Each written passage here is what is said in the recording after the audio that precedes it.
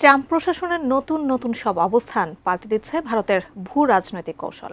তারই অংশ হিসেবে বাংলাদেশ এমনকি চীনের সঙ্গেও নতুন করে সুসম্পর্ক তৈরি করতে চায় দিল্লি। ব্যাংকক বৈঠক তারই আরেকটি উদাহরণ। দীর্ঘ খরার পর প্রথম বৃষ্টির মতো এক সম্ভাবনা তৈরি হলো ব্যাংককে।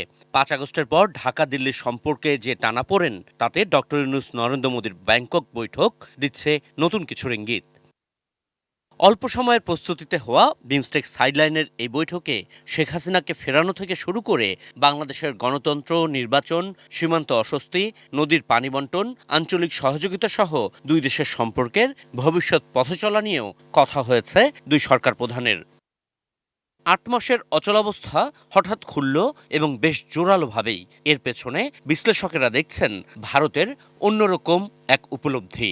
ট্রাম্প যে এই ট্রেড ওয়ার বা ট্যারিফ ওয়ার যেটা শুরু করেছেন, বা ট্যারিফ দিয়ে সারা পৃথিবীর সাথে যেটা, এখন কিন্তু পৃথিবীর এই পুরো বাণিজ্যিক সম্পর্কটা কিন্তু পুনর্বিন্যস্ত হবে। এবং গতকাল কিন্তু ভারতের প্রধান পররাষ্ট্রমন্ত্রী তার যে বক্তৃতা, সেখানে কিন্তু তিনি বলছেন কথাগুলো, তিনি বলছেন এখন সেলফ হেল্পে যেতে হবে, আমাকে আমার অভ্যন্তরীণ ব্যবস্থার দিকে নজর দিতে হবে। ভিশনের ফুলঝুরি মেগা অফারে ফ্রিজ কিনলেই পাচ্ছেন 16 পিসের আকর্ষণীয় গিফট বক্স একদম ফ্রি। তো সেই অভ্যন্তরীণ ব্যবস্থা বা আমার যদি সেলফ হেল্পে দাঁড়াতে হয়, তাহলে আমার প্রতিবেশীকে দরকার, আমার আঞ্চলিক বন্ধু যারা আছে তাদেরকে আমার দরকার।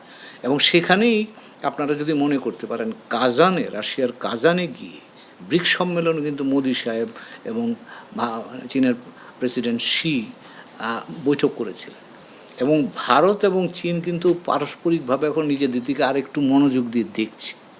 তো একই যুক্তিতে ভারত বাংলাদেশের দিকেও যুক্তি দেখছে, কারণ তাকে এখন দেখতে হবে যে তার বাণিজ্যের কোন জায়গাটায় সম্ভাবনাটা বেশি।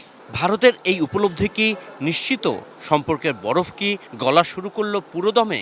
এর উত্তর পেতে অবশ্য অপেক্ষা করতে হবে সামনের দিনগুলোতে। প্রথম একটা ইন্ডিকেটর হবে ভিসাটা উন্মুক্ত হচ্ছে কিনা, তাহলে আপনি বুঝতে পারবেন যে হ্যাঁ হচ্ছে একটা মানে একটা এভলিউশন বা একটা ডেভেলপমেন্ট হচ্ছে। বাংলাদেশ ভারত সম্পর্কে এখন সবচেয়ে বেশি স্পর্শকাতর যে ইস্যু, সে বিষয়ে আলোচনা করেছেন দুই সরকার প্রধান, সেটা নিশ্চিত। কিন্তু এরকম একটি সম্ভাবনাময় বৈঠকের পর এই বিষয়ে প্রকাশ্যে এখনই অন্তত কথা বলতে চায় না ভারত। इस समय इस विषय पे कुछ और कहना मेरे लिए उचित नहीं होगा। বিক্রম মিশ্রের এমন উত্তর বলে দিচ্ছে ঢাকা দিল্লির সম্পর্কে সামনে নতুন পথচলা দেখছে ভারত। থেকে গুরুত্বপূর্ণ বিষয় যেখানে ম্যাডাম হাসিনার এক্সট্রাডিশন নিয়ে কথা হয়েছে, আমার ধারণা ভারতবর্ষের সরকার এক্সট্রাডিশন ট্রিটি যেটা ইন্ডিয়া অ্যান্ড বাংলাদেশ গভর্নমেন্টের মধ্যে আছে, সেটাকেই বজায় রাখার চেষ্টা করবে এবং সেটাকেই মাথায় রেখে এগোনোর চেষ্টা করবে। আশিকুর রহমান অপু, এটি নিউজ, ঢাকা।